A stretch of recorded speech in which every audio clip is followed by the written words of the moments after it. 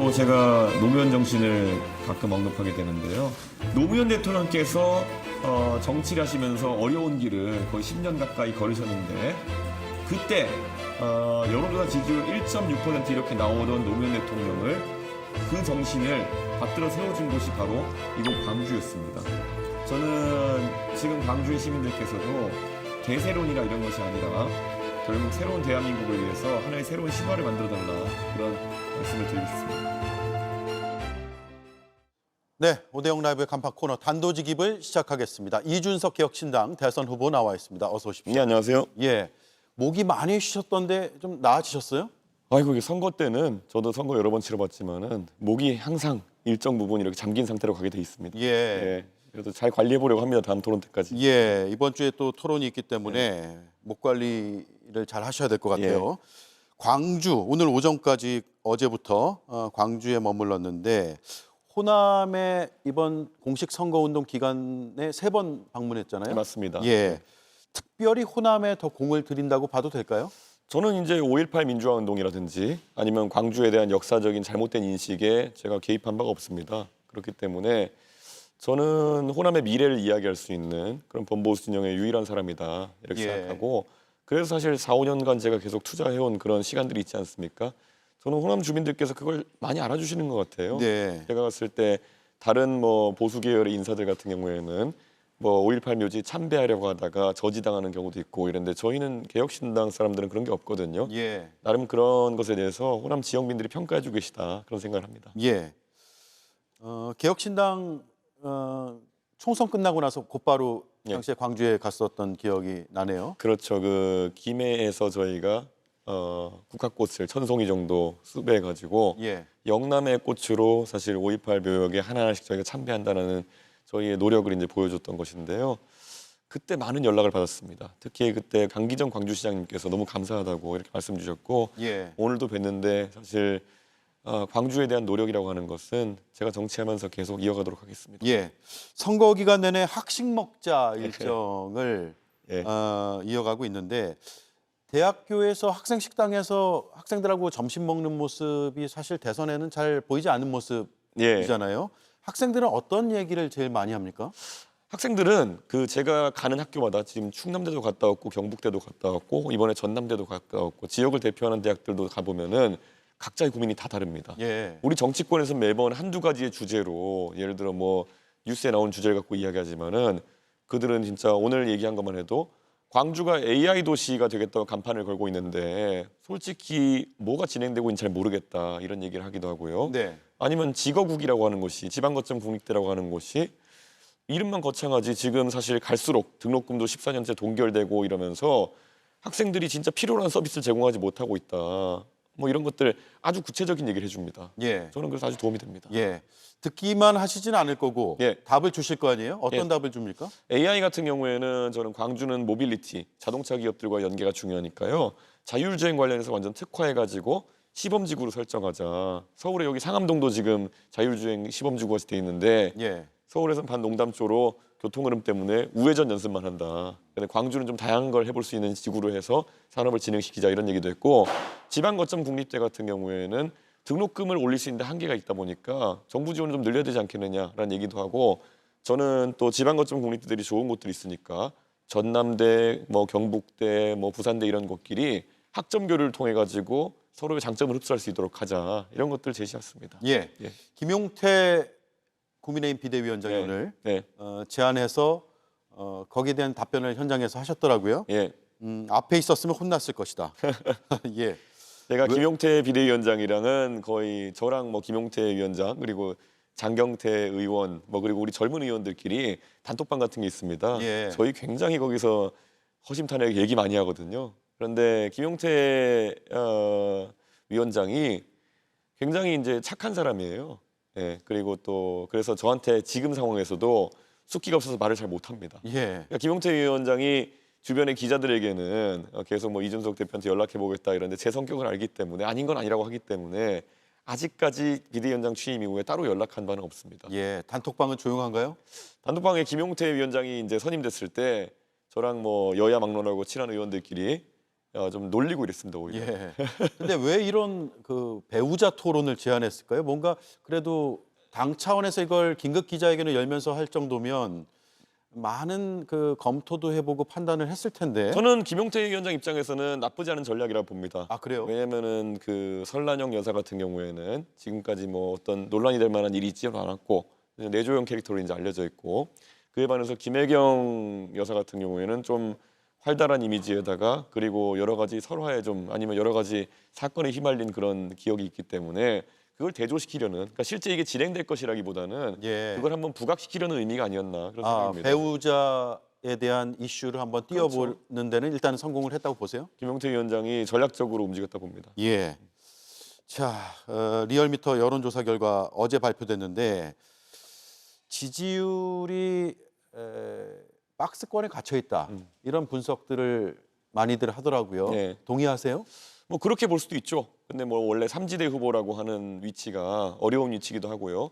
그리고 선거 때 항상 유동성이 있습니다. 삼지대 후보는.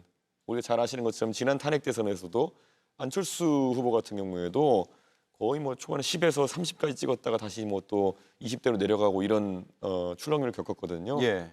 저는 토론회 과정을 겪으면서 그때 안철수 후보의 출렁임도 토론회 때 발언이나 이런 것들 때문에 있었던 것이거든요. 저는 이제 첫 토론회가 지났고 아직 토론회가 반영된 조사는 나오지 않고 있습니다. 그래서 좀 지켜보시면 될 것 같습니다. 네, 첫 토론회의 그 반응들이 반영되는 그 여론조사에서는 지금의 지지율보다는 많이 상승할 것이라고 보세요? 조금은 뭐 존재감 면에 상승이 있을 거라 생각하고요. 예.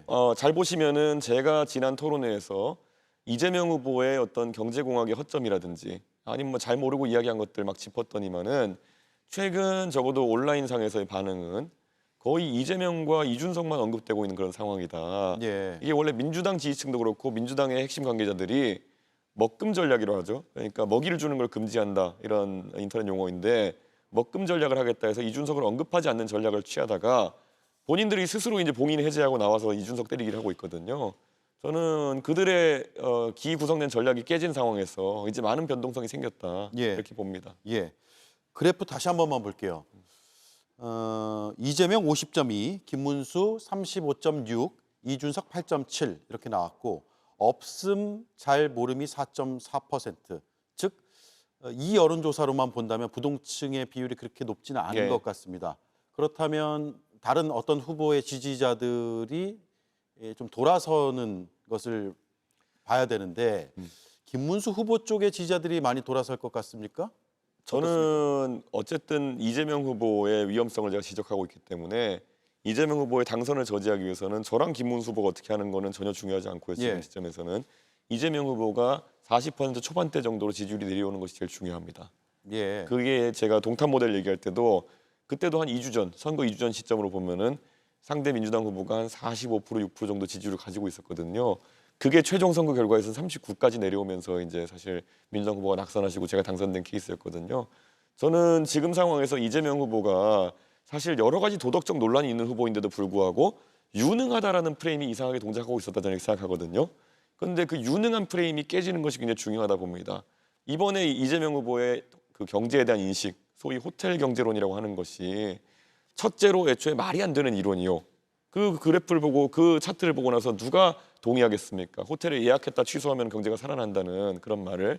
그게 첫 번째요. 두 번째는 뭐냐면은 제가 오늘 그것의 원전이 원래 어디서 나온 얘기인지를 밝혔는데 이재명 후보가 그 원전을 보고 바로 얘기한 것인지 아니면 또 중간 단계를 거쳤는지는 모르겠지만 애초에 그러니까 보수적인 경제 학파에서 케인즈주의자들을 비판하면서 이야기할 때 이거 돈 갖고 장난쳐봤자 되는 일이 없다라는 걸 보여주기 위해 가지고 만든 이런 차트거든요. 그게 예. 원래 여기선 10만 원이 호텔 경제학에서 도는 건데 미국에서 나온 버전은 $100가 도는 겁니다.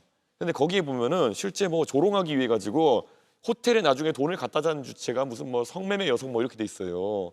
그 정도로 그냥 조롱용으로 만들어 놓은 그런 미국의 하나의 인터넷 밈 같은 거를 그거를 대한민국의 뭐 대표적인 경제 정책인 것처럼 대선 유력 주자가 지금 이야기하고 있는 겁니다. 이건 만약에 이게 그런데 이거를 제가 오류를 지적했는데도 이재명 후보가 받아들이기보다는 또다시 군산에서 이제 얘기했고요. 예. 또 토론장에서 얘기하고 지금은 민주당 계열 스피커들이 온 방송에 나가가지고 이준석이 멍청하다 오히려 이건 맞는 말이다 이렇게 방어하고 있어요.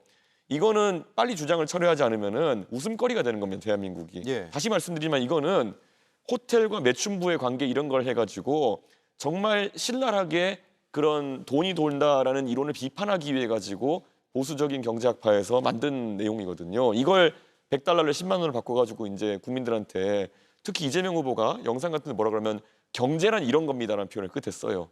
흡사 국민들한테 경제 강의하듯이 경제는 이런 거다. 이건 굉장히 위험한 발상입니다. 예. 이재명 후보의 지지율 얘기하다 여기까지 왔는데 지금 50% 정도 선에서 계속 추세적으로는 이어지고 있거든요. 네. 이 추세가 달라질 거라고 보시는 거예요? 저는 달라져야 된다고 얘기하는 것이고 예. 그래서 저는 국민의힘에서 제가 단일화 무세라고 이야기하는 눈만 뜨면은 이제 단일화 얘기만 하는 분들이 있어요. 이분들이 제발 착각에서 벗어났으면 좋겠다. 지금까지 이 선거판에서 활기가 돌지 않다가 결국 첫 번째 토론에서 어쨌든 이재명 후보의 무능이라는 프레임이 이제 동작하기 시작하면서 인터넷 공간 유선 달아올랐는데 예. 이것으로 어떻게 이재명 후보를 검증할지를 고민해야 될 판에 막 출근만 하면 계속 단일화 얘기하면서 이 주타격 방향을 흐트리는 사람들이 있거든요. 네. 저는 이거는 전략적으로도 움직임이 맞지 않다. 예. 생각입니다. 단일화 말씀 먼저 꺼내셨으니까 생각은 전혀 없다라는 점 여러 차례 거의 뭐 매일 질문 받고 매일 답변을 예. 하는 걸로 제가 현장 영상을 보고 알고 예, 있는데 그렇습니다. 가능성은 제로라고 보면 될까요? 그 단일화를 하게 되면은 단일화에서 지는 사람도 단일화 경쟁에 지는 사람도 이상한 거고요. 단일화해도 지는 단일화하는 사람은 더 이상한 사람입니다. 예. 그렇기 때문에 지금 단일화를 위한 논리적 구성 자체가 지금 되어 있지 않아요. 예. 그렇기 때문에 저는 이 상황에서 단일화를 언급하는 사람들의 심리를 잘 모르겠습니다. 예. 지금 뭐 지지율 합산으로 이재명 후보를 이길 수 있다. 그러면 사실 논리적으로라도 구성이 될 텐데 그런다 해도 할까 말까인데 지금같이 이재명 후보의 지지율을 어쨌든 검증을 통해 가지고 약화시키는 과정에는 참여도 안 하면서 지금 이준석이 다 하고 있습니다. 지금. 그런데 자기들은 지금 계속 앉아가지고 뭐 안 하면 너 배신자야 뭐 이런 거 그냥 정치 공학만 걸고 있잖아요. 네. 저래서 국민의힘이 선거에 있어가지고 전략이 없는 겁니다. 예. 자, 대구 경북 지지율도 보겠습니다. 이재명 43.5%, 역시나 어제 나온 리얼미터 조사고요. 김문수 44.9%, 이준석 9.0%. 부동층은 이 조사에서는 더 줄었어요. 이재명 후보가 지난 대선에서는 한 22% 정도를 득표했는데 대구 경북에서 여론조사는 상당히 높게 나오거든요. 대구 경북 첫날부터 가셨으니까 민심을 잘 읽고 계실 텐데 어떻습니까? 지금 ARS RD 방식의 조사에서는 일반적으로 지역별 통계가 굉장히 이상하게 나오고 있습니다. 네. 그래서 뭐 김문수 후보의 호남 지지율이 뭐 35% 이렇게 나온 조사들도 있고요. 뭐 그렇기 때문에 ARS RDD 방식에서는 경선 과정을 거치면서 양당의 지지자들이 뭐 인터넷이나 카톡에 도는 그런 약간 확인 안 된 정보들 있지 않습니까? 뭐 어디로 답하면 끊어버린다. 예. 그러니까 뭐로 답하라.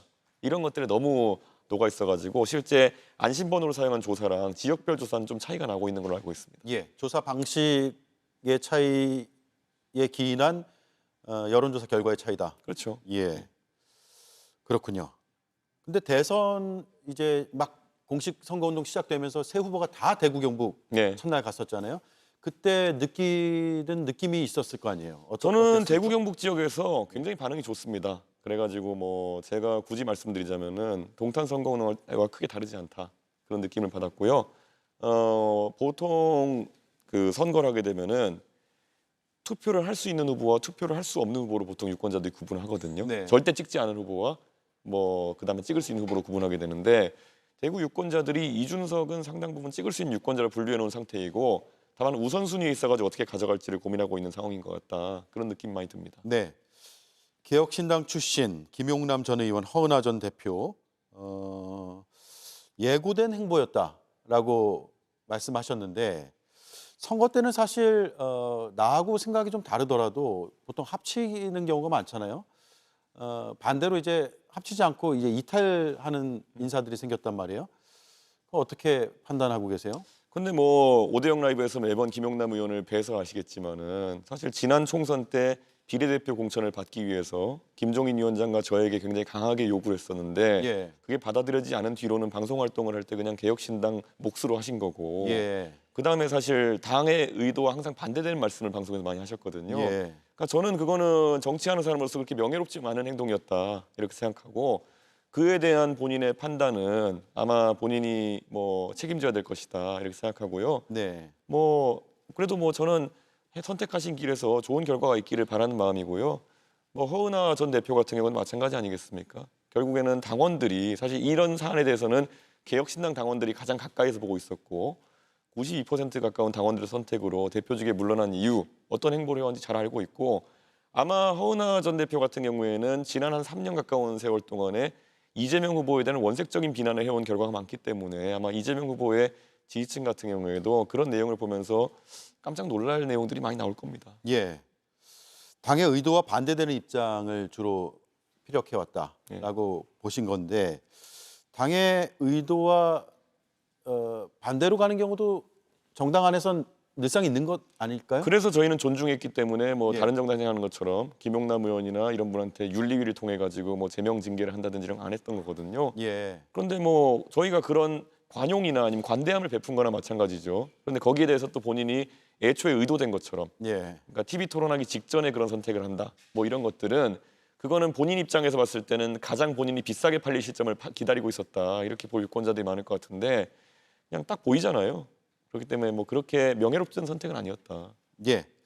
오늘 20호 공약 발표를 했습니다. 통학버스 안전 강화와 관련해서 음주 운전을 하면은 이제 시동이 아예 안 걸리게 하는 시동 잠금 장치를 의무화하겠다라는 건데 이 통학버스에만 한정되는 건가요? 어떻습니까? 우선 통학버스 같은 경우에도 이런 신고가 몇 번 있었던 건 사실인 것 같습니다. 그래서 우선 안전이 최우선으로 담보되는 곳에는 시동 잠금 장치가 비용이 들어가는 것이거든요. 예. 최우선 설치하겠다. 아이들 안전이 무엇보다 중요하기 때문에 그런 이야기를 하는 거죠. 예. 통학버스를 일단 도입을 하고 예. 그다음에 점차 넓혀가야 된다는 구상이 당연하지요. 그리고 예. 당연하고 음주운전 중에서도 일반 차량 운전하는 분들 중에서도 다회 음주운전 하시는 분들이 있습니다. 뭐 2회, 3회 이런 식으로. 예. 그거는 저는 약간 습관적이고 고질적이라는 생각을 하기 때문에 예. 그런 경우에는 나중에 면허를 재취득하더라도 일정 기간 동안에 저는 음주를 하지 않도록 해야 된다 이렇게 생각하는데 뭐 대선 후보들이 이 공약에 반대하실 분이 있겠나 싶지만은 저는 이거는 당들이 공히 공약했으면 좋겠다 이런 생각입니다. 예. 그렇군요. 예산은 얼마나 들 거로 예상하세요? 시동 잠금 장치가 장치에 따라 가지고 한 15만 원에서부터 비싼 건 한 40만 원 정도까지 있는 걸로 알고 지금 있어요. 기술 개발은 거의 다 돼 있는 거죠. 방식이 조금씩 다르긴 합니다. 예. 아예 차 안에 그게 내장되어 있는 경우도 있고 물리적으로 이제 시동을 방지하는 그런 경우도 있고 한데요. 저는 뭐 통합버스 수에 따라 가지고 그렇게 보급하면 되지 않을까. 이거는 국비로 지원해야 된다 이렇게 생각합니다. 예. 지난 주말 1차 토론 그리고 이제 금요일에 2차 토론이 있죠. 네. 경제 분야였는데 최저임금이 네. 쟁점이 됐습니다. 최저임금 공약을 일단 뭐 TV 토론회 보신 분들은 다들 아실 수도 있겠지만 다시 네. 한번 설명을 해주시죠. 이게 중앙정부에서 결정을 하고 지자체가 30%를 더하거나 뺄 수 있는 증액할 수도 겁니다. 있고 감액할 수도 있고. 예, 실제로 지금 우리는 중앙에서 최저임금위원회에서 정하면은 전국 단일 임금 체계입니다. 그런데 이게 1030원 정도 될 텐데 실제로 지역의 사정에 맞춰가지고 이것을 올리거나 낮춰달라는 요구들이 항상 있어 왔습니다. 그런데 이것을 중앙에서 강제로 정해서 내리게 되면은 그 변동폭을 그렇게 되면은 그것도 지역의 현실이 안 맞을 수 있기 때문에 네. 지방자치단체와 그다음에 지방의회가 이것을 정하게 하는 것이거든요. 그래서 30% 폭을 두기 때문에 많은 분들이 그러면 7,000원 되고 13,000원 되는 거 아니냐 이렇게 생각하시는 분도 있는데요. 꼭 그렇지는 않을 겁니다. 지역의 사정에 맞게 가는 것이고요. 네. 지방이 그럼 무조건 내려가는 것이냐 이렇게 하시는 분도 있는데요. 그럼 제가 냉정하게 보면은 지금 파란 당 같은 경우에는 최저임금 올리자고 하고 빨간 당은 내리자고 하는 경향성이 크거든요. 저는 그래서 오늘 제가 광주에 갔을 때 또 젊은 세대 중에 비슷한 질문하는 분이 있기 때문에 물어봤어요. 냉정하게. 광주에 만약에 어떤 구청장이 이런 제도가 시행되면 올릴까요, 내릴까요? 혹시 앵커님 어떻게 생각하십니까? 뭐라고 하던가요? 그러니까 저는- 그 질문을 받고 예. 이제 그 학생분도 내릴 거라 생각했는데 민주당이면 아닐 수도 있겠구나 이런 생각을 하시더라고요. 예, 제가 막 생각하기로는 지역마다 다를 것 같은데 예. 민주당이면은 광주의 민주당이면은 글쎄요. 뭐 민주당을 제가 뭐 전제하고 근데 얘기할 수는 민주당의 없고요. 당론은 예. 이제 높이자는 소득주도 예. 성장의 취지가 있으니까 높이자는 것일 것이고 광주에서는 이제 내리자는 움직임이 좀 있을 수 있습니다. 자영업자 중심으로. 저는 이런 게 바로 민주적인 절차로 해결해 나가야 되는 것이다 이렇게 보는 겁니다. 예. 이것을 중앙에서 일률적인 정책으로 정하기보다는 정말 지역의 사정에 맞춰가지고 협의할 수 있게. 만약에 지역에서 주민들이 올리길 바라고 있는데 단체장과 의회가 내려버린다? 네. 그럼 주민 소환 당하거나 다음번에 낙선하겠죠. 예. 저는 그래서 이게 견제와 균형이 동작하는 상황에서 자율적으로 정하는 게 요체지 지방을 무조건 낮추고 수도권을 무조건 올린다 이런 개념은 아니라는 것을 예. 제가 밝힙니다. 예. 노동자들은 올리길 원하겠지만 예. 또 고용을 해야 되는 소상공인들은 내리길 원할 것이고 네. 그 적정 지점을 어떻게 찾을 수 있을까요? 그것을 해결하는 최고의 권위 있는 장치가 민주주의라고 저는 생각하는 겁니다. 사실 선거 민주주의를 통해서 우리가 대한민국에 많은 이견이 있지만은 결국엔 정당들이 그걸 공약하고 선거 민주주의 따라 가지고 5년 정도 이렇게 가보자 하는 예. 것처럼 저는 지방자치제가 제대로 작동하려 그러면은 한 4년 정도의 타임을 두고 그동안은 우리가 이렇게 정해보자 이런 것에 합의해 나가는 것이 저는 민주주의의 좋은 방식이고 지자체가 이렇게 돼가지고 법인세와 그리고 지방법인세와 그리고 최저임금을 조정할 수 있는 여력이 생기게 되면은 기업 유치 같은 것에 있어서 상당한 재량권이 생기게 되는 겁니다. 지금은 대한민국에서 지방의 기업이 잘 가지 않는 이유 중 하나 뭐냐면은 수도권에서 기업을 운영하는 것과 지방에서 기업을 운영하는 것에 뭐 토지 임대료 정도 차이 외에는 큰 비용 차이가 없습니다. 전기 요금도 똑같아. 그리고 물 요금도 거의 비슷해. 그다음에 뭐 인건비도 만약에 차이가 별로 안 난다고 한다면은 무조건 수도권에 가죠. 예. 그러니까 저는 그런 비용 구조를 좀 차등화할 수 있는 구조로서 이렇게 할 수 있는 것도 있고요. 지방이라 하더라도요. 이런 대구에서도 보면은 수성구 같이 좀 잘 사는 지역과 그리고 좀 다른 서민 지역이 있기도 하고 부산도 보면 해운대구와 다른 곳에 경제력 차이가 나기도 하고요. 서울도 강남구와 다른 곳에 경제력 차이가 나기도 하고요. 실제 그래서 현장에서는 편의점 아르바이트나 이런 걸 따져봐도 시급 차이가 나기도 합니다. 이런 것들을 제도화해서 반영할 수 있는 그런 자치구별로 정할 수 있는 것이 오히려 좀 법체계에 맞는 것이 아닌가 하는 생각합니다. 예. 미국 예를 드셨더라고요. 텍사스주. 네. 미국하고 우리는 뭐 워낙 다르다라고 권영국 후보는 바로 반론을 제기했던데 네. 뭐가 다른지를 말해주면 감사한데 그냥 예. 연방제니까 다르다 이렇게 할 필요는 없는 게 예. 제가 그래서 말씀드린 것이 제 공약의 요체가 뭡니까? 세금과 결국에는 최저임금에 대해 가지고 자치권을 주자는 것이기 때문에 기업이 굉장히 중요하게 생각하는 것이 그건데 그냥 다르다 이래버리면 답이 없는 거거든요. 예. 굳이 말씀드리자면은 미국의 뭐 땅이 넓어서 그렇다 이런 건 솔직히 말이 안 되는 게 그러면 뉴잉글랜드라고 하는 북동부의 주들 같은 경우에는 우리나라의 도보다 작은 주들도 있습니다. 이 주들도 전부 다 최저임금이 다릅니다. 그런데 그런 곳에서는 그러면은 이런 정책이 효과가 있느냐 네. 이런 거 따져봐야 되는 것인데 권영국 그 후보님과 제가 만약에 긴 시간 토론할 수 있었다면은 이런 걸 좀 더 자세하게 설명할 수 있었을 텐데 권 후보님하고 제가 시간이 제한되어 있다 보니까 예. 좀 안타깝습니다. 네. 이 사안은 토론에서도 좀 뜨겁고 예. 근데 생각보다 더 많이 듣지를 못해가지고 궁금했던 부분이기도 하고요. 오늘 설명할 수 있는 기회를 주셔서 감사합니다. 예. 그런데 2차 토론에서도 토론할 수 있는 부분 아니에요? 사회 분야 충분히 가능합니다. 예. 예. 저는 그리고 그렇게 했으면 좋겠습니다. 예. 그런데 일본도 토론하면서 사례가 나왔잖아요. 일본도 오히려 지금 그렇게 하고 있다가 오히려 다시 돌아오고 있다라는 사례를 권영국 후보가 그때 제시했나요? 그런데 그런 것도 좀 참고해 볼 필요가 있지 않을까요? 그게 일본이 전형적으로 지방자치제가 제대로 동작하지 않고 있다는 증명이지요. 예. 제가 다른 나라에 대해서 더 세게 말하긴 뭐하지만은 일본은 정치 체제가 굉장히 안정돼 있는 나라입니다. 그렇기 때문에 우리가 잘하는 것처럼 일당이 다 하고 있는 나라라고 볼 수 있거든요. 네. 그렇기 때문에 그런 경쟁이 잘 발생하지 않는 것이죠. 우리나라는 수도권 같은 경우에는 뭐 거대 양당끼리 번갈아가면서 단체장을 배출하기도 하고요. 그리고 또 공교롭게도 경제 사정이 비슷한 남부 지역의 전라도와 경상도에서는 완전히 성향이 다른 정당들이 헤게모니를 갖고 있거든요. 예. 저는 이런 것들이 이제 오히려 도입되게 되면은 무조건 빨간 당이라 해가지고 경제를 모르는 그런 단체장을 뽑을 수는 없는 거고 파란 당이라 해가지고 경제 모르는 사람 뽑아놓으면은 아 우리가 큰 타격 입을 수 있겠구나 이렇게 되기 때문에 오히려 지방자치제가 좀 윤택해지지 않을까 그런 예. 기대를 가지고 있습니다. 예. 최저임금 그렇게 하려면 헌법 바꿔야 되나요? 왜냐하면 법률을 바꿔야 됩니다. 예. 일단 법률은 바꿔야겠죠. 예, 예, 그런데 예. 헌법의 평등 원칙에 위배된다라는 주장도 반론으로 나오거든요. 그렇게 보긴 어려운 것이 저희가 지방에 대해서 여러 가지 자치제를 허용하고 있기 때문에 자치의 범위를 정하는 것이지 예. 뭐 헌법 개정 사안까지는 아니라 보고 있습니다. 예. 알겠습니다. 한 1분 정도 남았네요. 예. 유권자들께 한 말씀 하시죠.